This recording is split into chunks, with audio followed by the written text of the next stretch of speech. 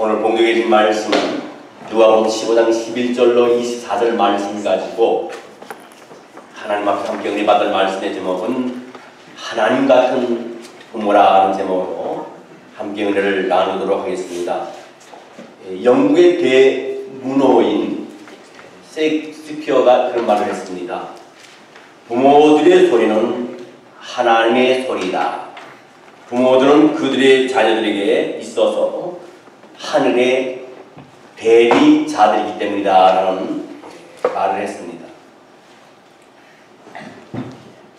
어린 자녀들에게는요, 이 부모님은 하나님과 같은 존재입니다. 자녀들은 부모를 통해서 하나님 과연 어떤 분이신가를 배우게 됩니다. 그들은 무조건적인 부모의 사랑을 통해서 값없이 주시는 하나님의 사랑을 배우게 되고, 따라서 따끔하게 잘못을 지적하는 부모의 꾸중을 통해서 하나님의 공의로이심을 자녀들은 배우게 되는 줄 믿습니다. 엄격한 부모의 권위를 통해서 하나님의 권위를 배우고, 그리고 어떤 잘못에 대해서 결국은 용서하는 부모의 사랑을 통해서 하나님의 완전한 용서와 사랑을 배우게 된다는 것을 우리는 명심해야 될 줄 압니다. 그런데 많은 경우에 있어서 자녀들은 부모로부터 이런 모든 것을 배우질 못합니다. 왜냐하면 부모들은 하나님처럼 행동을 하지 않기 때문이죠. 하나님처럼 무조건적으로 사랑을 하지 않고 조건을 붙여서 부모들이 자녀들을 사랑을 합니다. 하나님의 사랑이 어떤 것인가를 그러다 보니까 잘 배울 수가 없어요. 또 하나님처럼 잘못을 분명히 지적하고 징계하지 않고 얼렁뚱땅 넘어가는 경우가 참 많이 있습니다. 과거에는 자녀들이 많이 있기 때문에 자녀들에 대해서 아주 따끔하게 훈계를 하고 야단을 치고 매를 들었는데, 요즘은 자식이 하나밖에 없기 때문에 너무나 귀하기 때문에 오냐 키우다 보니까 자녀가 잘못된 길을 걸어가도 따끔하게 지적하고 호되게 야단을 치지 않습니다.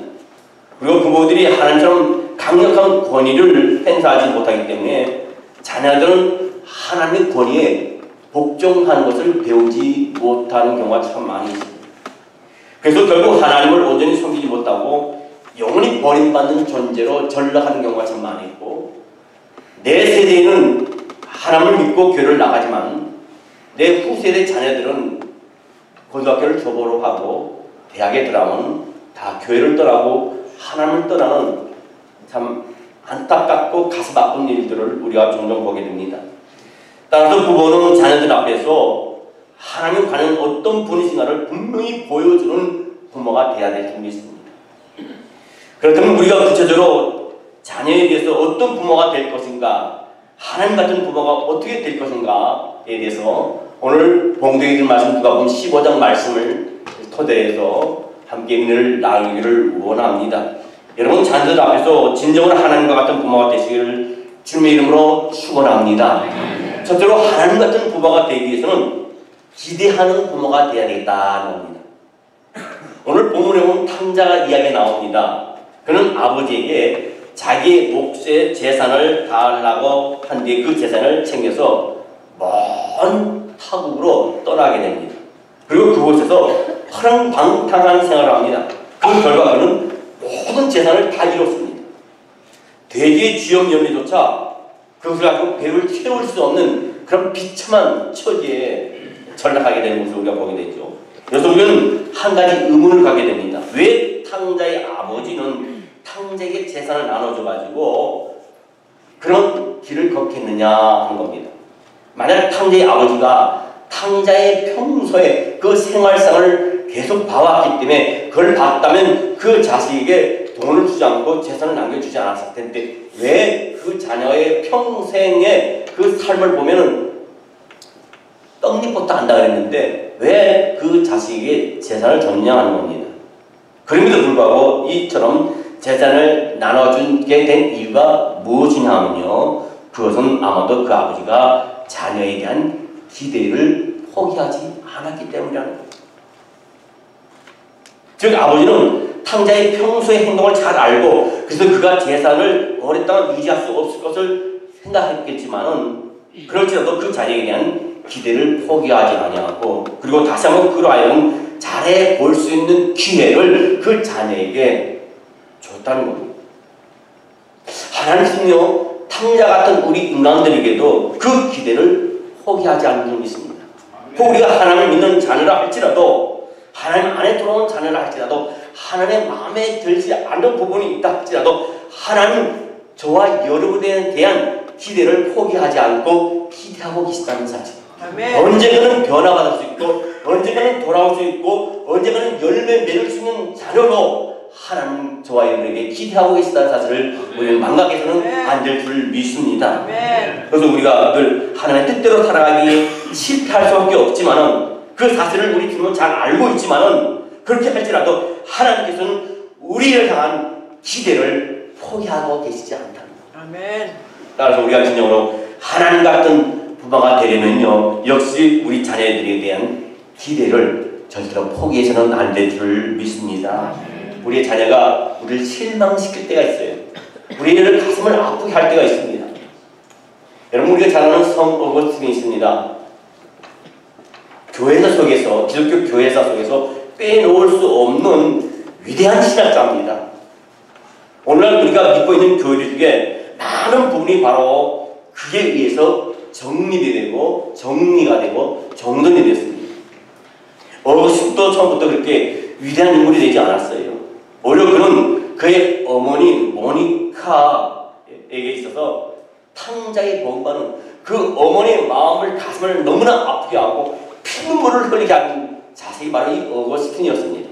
그는 17살 때 고등학교 입학해갖고 그 다음에 18살에 한 어떤 여자와 동거에 들어갑니다. 13년 동안 화랑방탕한 생활을 하고 하나님과의 관계는 완전히 등지는 그런 생활을 했습니다.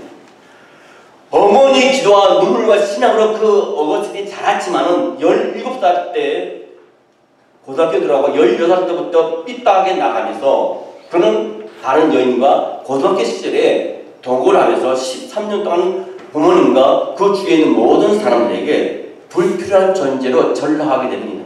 그래서 많은 이 모니카의 어머니를 아는 주위 사람들은 그 어머니에게 그런 얘기합니다.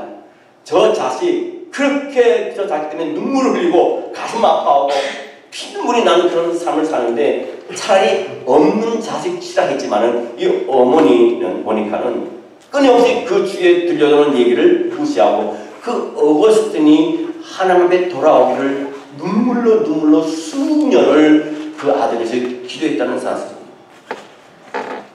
그런 가운데 어거스틴은 로마로 가게 됩니다. 근데 어거스틴이 로마로 가기 전에 많이 교회에 빠져가지고 허랑방탕한 생활을 합니다.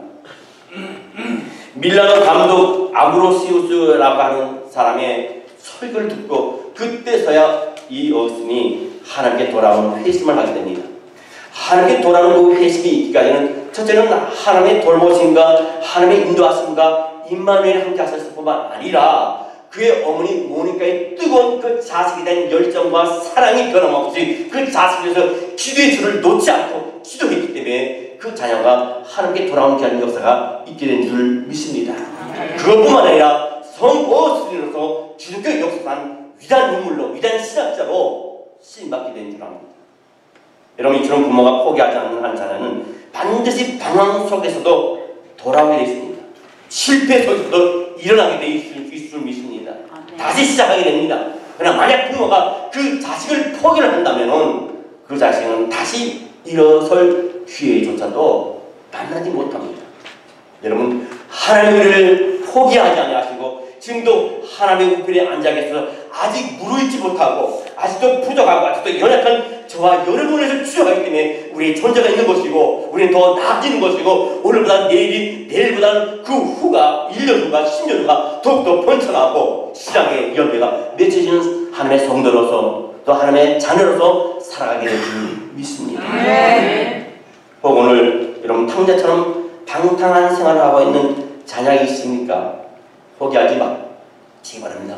그 자녀를 위해서 기도하시고 그 자녀에게 늘 긍정적인 말로 나는 너를 믿는다. 언젠가는 하나님이 너를 쓰실 것이라 하는 긍정적인 말로 아이에게 용기를 주시고 힘을 보태주는 귀한 하나님 같은 부모가 되시기를 주의 이름으로 축원합니다. 두 번째로 자녀를 놓아줄 줄 아는 부모가 하나님 같은 부모예요. 오늘 보면 13절 보니까 탕자는 아버지께 받은 재산을 받은 지 며칠 만에 그 재산을 다 팔아가지고, 그죠? 먼 나라로 떠났습니다. 그러나 그의 아버지는 그가 먼 나라로 떠나가는 것을 붙잡지 않았어요. 20절 보면 아버지가 모든 것을 탕진하고 돌아온 아들을 먼 거리에서 알아봤다 그랬습니다. 이런 부모는요, 자식을 알아봅니다. 걸음걸이 보면 압니다. 수많은 어린 아이가 있다 할지라도 걸음걸이를 보면 그 아이를 봐요. 얼굴을 보지 않고 수많은 아이들이 걸어간다 할지라도, 길을 보이고 걸어간다 할지라도 자기 아이를 찍어낼 수 있어요. 예를 들어서 어떤 유아실에 내가 낳은 아이가 100여 명이 있는데 그 아이 중에서 다 운다 할지라도 내 아이가 어느 위치에 어느 줄에서 운다는 걸 알게 됩니다. 이 아버지가 자식이 떠났을 때 그 자식이 오는 것을 봤습니다. 먼 거리입니다. 시야가 완전히 확보되지 않습니다. 누군지 분간을 할 수 없는데 불구하고 아들이 돌아올 때 이 아버지는 뛰어갔다는 겁니다. 아들한테. 그건 뭡니까? 아들이 언젠가는 돌아오기를 기대하고 기도하면서 바라고 있었다는 사실입니다.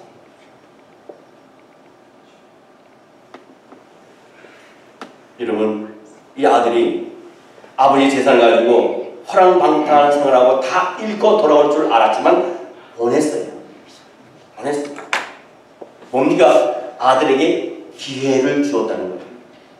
오늘 많은 자녀들이 어떤 생각을 합니까? 많은 자녀들이 부모님의 슬에서 벗어나지 못하고 부모님에 의해서, 제가 이번에 한국에 가니까요, 재산 문제로 인해서 부모를 떠나지 못한 사람이 많이 있어요.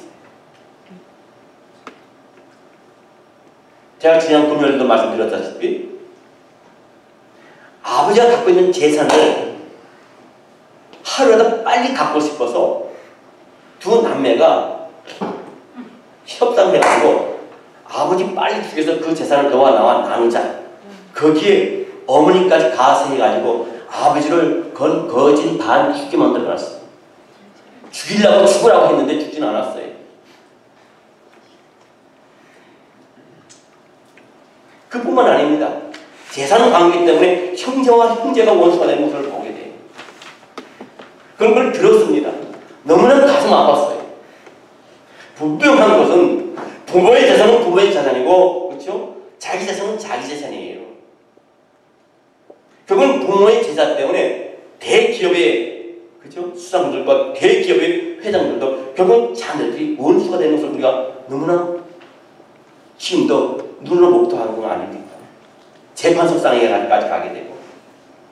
이 탕자의 아버지는요, 자식에게 기회를 줬어요. 떠나가는 걸 붙잡지 않았습니다.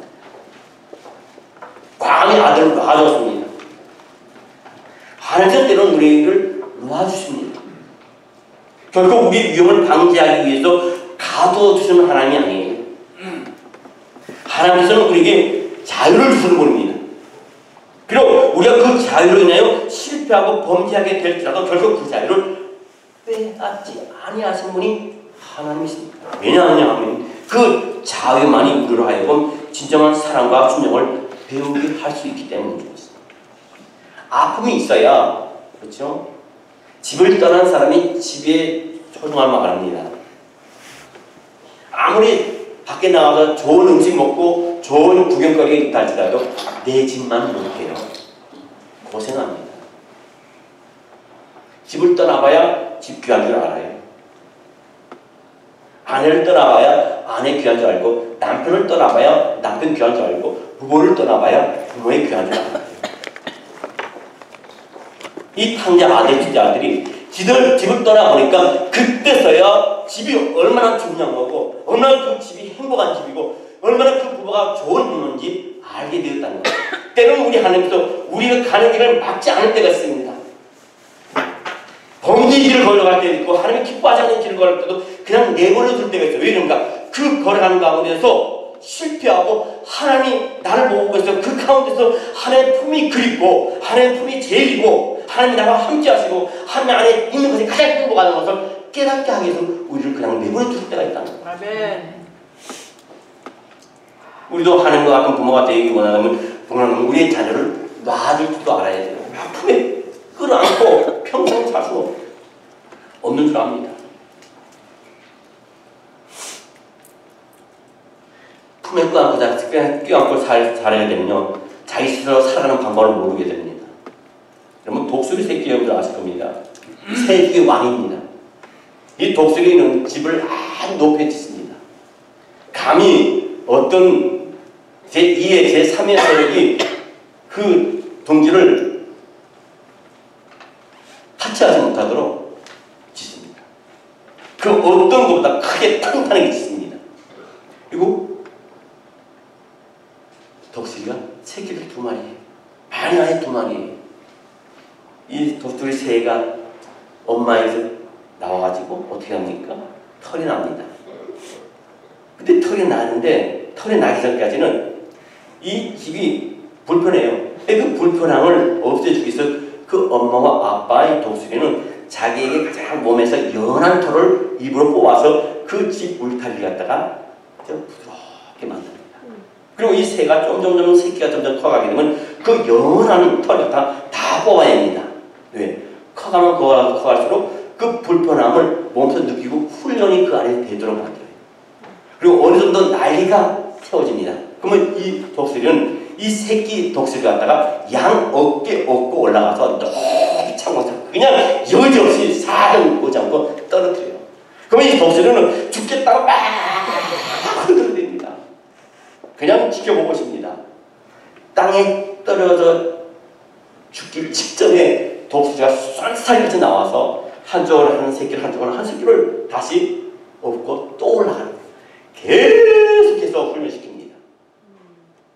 여러분, 자칫 잘못하면 한순간에도 시간이 그쵸 초과하게 되면 그 새끼는 그대로 땅에 꽂혀서 죽을 수밖에 없어요. 그런 위험한 그런 훈련을 통해서 이 독수리를 훈련시킵니다. 우리 자녀들을 갖다 품 안에 자식으로만 너무 오냐오냐하다 보면 그 자녀가 살아가는 데 있어서 결코 그렇죠? 자립할 수 없어요. 그런 말이 있습니다.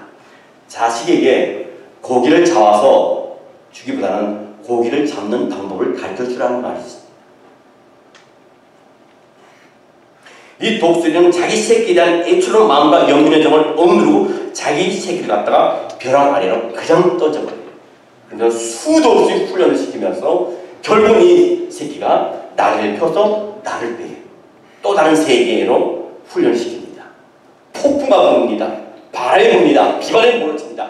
번개가 반짝하고 천둥이 치는데 그 가운데 다른 모든 새들은 다 자기 집으로 들어가고 자기 은신처로 들어가서 숨어버리지만 이 독수리는 독수 새끼들을 갖다가 높은 천공에 그 비바람과 함께 천둥번개가 치는 가운데 훈련을 시켜요. 이런 새가 됐을 때 바로 새들의 왕이 되는 것처럼 우리 자녀들을 세상에서 영적인 싸움에서 이기기 위해서는 기도로 말씀으로 훈련시키고 내 품 안에 두는 것이 아니라 말씀과 기도를 훈련시켜서 그 자녀를 양육하는 것이 바로 하나님의 마음 같은 부모가 되는 줄 믿습니다. 아멘. 세 번째로 용서하는 부모가 되어야 될 줄 믿습니다. 20절로 24절 말씀 보면 탕자를 기다리는 아버지가 실패하고 돌아온 탕자를 맞이하는 모습을 우리가 보게 돼요. 아들은 모든 재산을 탕진하고 비참한 신세로 돌아옵니다. 목욕도 안 했을 거 아닙니까? 물이 어디 있겠습니까? 머리가 다 붙었을 것이고 그 머리에 뭐가 들어있는지도 모를 것이고 옷은 다 남루할 것이고 그 몸에 이가 여기저기 있어서 벅벅 굵을 것이고 손으로 긁어가지고 핏자국이 날 것이고 신도 신지 않았고 배가 고파서 허리가 다 부러졌을 거고 그런 모습을 가지고 돌아오는 아들을 이 아버지가 맞이합니다. 근데 그 아들은 집에 돌아가는 게 두렵고 떨려요. 그러나 아들을 본 아버지는 미쳐 달려갑니다. 그리고 아들의 목을 껴안습니다. 그리고 입을 맞춥니다. 그리고 목욕을 시키고 옷을 새롭게 입히고 가락지를 끼워주고 송아지를 잡아서 온 동네 사람을 불러서 잔치를 배설합니다. 여러분, 탕자가 어떤 자입니까? 이 둘째 아들이 어떤 자예요? 배은망덕해도 보통 배은망덕한 거 아닙니다. 아버지 가슴에, 부모의 가슴에 못을 받고 나가는 자식이에요. 늘 부모의 마음에 근심과 걱정이 되겠습니다. 수년 동안 피눈물이 나는 그런 고통을 부모에게 줬습니다. 아버지가 힘있게 보내던 그 모든 재산을 허랑방탕에 다 탕진하고 왔습니다. 그런데 그 아버지는 그런 아들을 외면하지 않았어요. 책망하지 않았습니다. 오히려 측은히 여겼습니다. 이와 같은 탕자의 아버지의 모습이 바로 우리 하나님의 모습인 줄 믿습니다. 아멘. 하나님께서는 죄인을 용서하는 분입니다. 할렐루야. 죄인이 자신의 죄를 깨닫고 주 앞에 돌아와서 고백하면 받아주는 분이 우리 하나님인 줄 믿습니다. 아멘. 그리고 저와 여러분의 죄를 묻지도 아니하신 분. 둘째 아들이 지은 죄를 이 아버지는 묻지도 않았어요. 너 그럴 줄 알았다 하지 않았어요. 그거 봐라 그러지 않았어요. 그냥 안아줬어요. 목을 껴안아주고 입을 맞추고. 이사야 43장 25절 말씀에 보면 나 곧 나를 위하여 너의 허물을 도말하는 자니 너의 죄를 기억하지 아니하리라. 믿습니까? 아멘. 요한일서 1장 9절 말씀에 보면 만일 우리가 우리 죄를 자백하면 그는 미쁘시고 의로우사 우리 죄를 사하시며 우리를 모든 불의에서 깨끗하게 하실 것이요. 아멘. 할렐루야. 따라서 우리가 하나님 같은 부모가 되면 우리 또한 용서하는 부모가 되어야 될 줄 믿습니다. 우리가 자녀가 실패했을 때, 그래서 낙심하고 있을 때 우리는 그들을 책망하는 자가 되어서는 안 됩니다. 그의 잘못을 지적하면서 원망해서는 안 됩니다. 오히려 격려해 줘야 됩니다. 위로해 줘야 됩니다. 그래서 새 힘을 얻고 다시 일어나면서 다시 시작할 수 있도록 우리는 자녀에게 긍정적인 말을 해줘야 되고 용기 있는 말을 해줘야 됩니다. 여러분, 사실 실패하고 잘못했을 때 제일 잘 아는 사람은요, 그 보리기예요. 뭐라고 얘기할지도 벌써 잘못을 압니다. 죄를 지었을 때 가장 그 죄를 제일 먼저 아는 자는 자기 본인입니다. 굳이 부모가 그 잘못을 지적하지 않아도 실패한 자는, 잘못한 자는 알아요. 몸둘 바를 모릅니다. 따라서 부모는 굳이 실패하고 돌아오는 자녀의 잘못을 지적할 필요가 없어요. 우리가 집안에 우리 자녀를 키울 때 자녀가 잘못하면요, 자기가 먼저 알기 때문에 부모의 눈치를 보게 됩니다. 거기에 대해서 계속 하면 안 돼요. 이미 자기가 잘못한 걸 알기 때문에 반성하고 있습니다. 거기에 대해서 재차 상처를 입혀서는 안 돼요. 자기 잘못을 알고 두렵고 부모의 눈치를 보는 그 자녀를 사랑으로 안아주고 인정해주고 포용해주고 더듬어줘야 돼요. 위로해줘야 됩니다.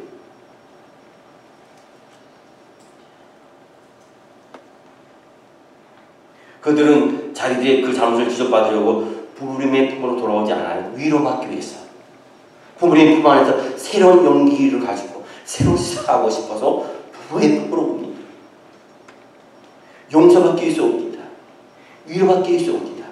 우리가 세상 살아가는 동안에 우리가 하나님의 뜻을 벗어날 때가 있어요.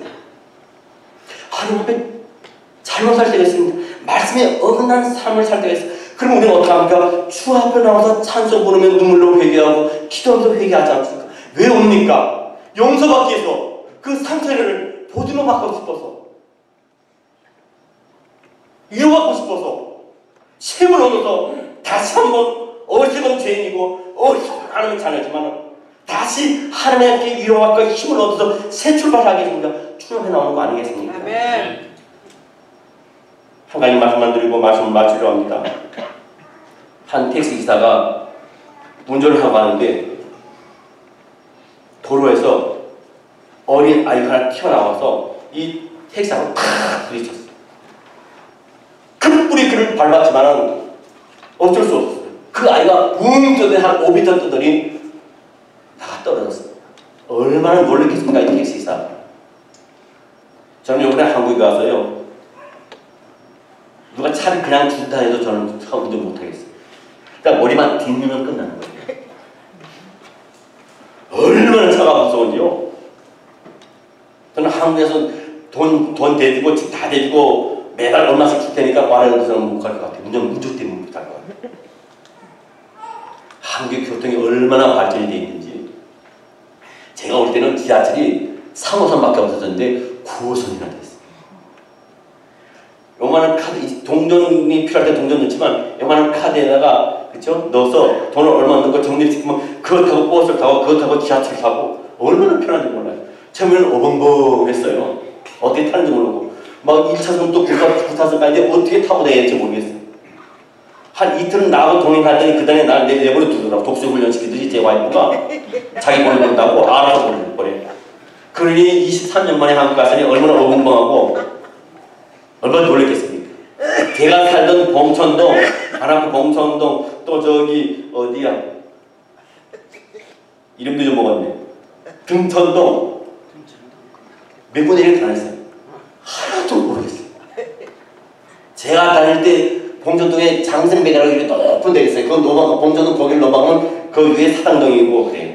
근데 그 고개가 제가 복싱할 때 매일 넘던 고개예요. 얼마나 힘들은지 몰랐어요. 아침마다 조깅할 때마다 그 올라갈 때마다 얼마나 힘들었는데 그게 없어졌어. 그러니 제가 어떻게 알겠습니까? 근데 운전하는 우리가 얼마나 무서운지 모르겠어요. 운전들 정말 잘해요. 세계 운전대회에 나가면 우리 한국이 다 1등한다. 근데 이 택시 운전사가 얼마나 놀랐겠습니까? 그 브레이크를 밟아내는 거고 그 아이를 쳐서 아이가 5m 상에 올라가고 떨어졌어요. 차를 세우고 나와서 그 아이를 어떻게 빨리 싣고 병원에 가려고 자기 차 문을 열고 나왔는데 이 소녀가 벌떡 일어나더니 가는 거예요. 그래서 이 운전사가 깜짝 놀라갖고 그 아이를 쫓아갑니다. 그래서 붙들었어. 야! 너 괜찮니? 그 아이를 어떻게 병원에 데려가려고? 너 괜찮니? 말이 없어요. 너 병원에 가자. 거기를 서 있어요. 그래서 억지로 그 아이를 끌어가지고 자기 차에 태워가지고 병원에 갔어요. 병원에 가서 검사를 했는데 다행히 머리털 하나도 상하지 않고 그렇죠? 건강했어요. 이 택시 운전사가 얘기합니다. 야, 너네 집이 어디니? 너 이름 뭐니? 너네 집 전화번호 달라고 하는데도 거기에 설설로 안 가르쳐주는 거예요. 몇 번 얘기도 안 가르쳐주니까 이제 뭐 병원에서도 별 이상이 없다 그래서 그 아이를 처음에 사고 난 그 자리에 데려다 줬어요. 내려줬습니다. 근데 그 아이가 가는 거예요. 자기 집으로. 몰래 이 택시사가 그 아이를 뒤쫓아갔습니다. 어디 가나 뒤쫓아갔어요. 집 앞에 딱 다다랐을 때 이 아이가 순간 뒤돌아봤는데 그 택시 기사가 따라왔을 때 얼마나 놀랐는지 얼른 집 안에 들어가더니 집 장롱에 들어가서 숨어 있는 거예요.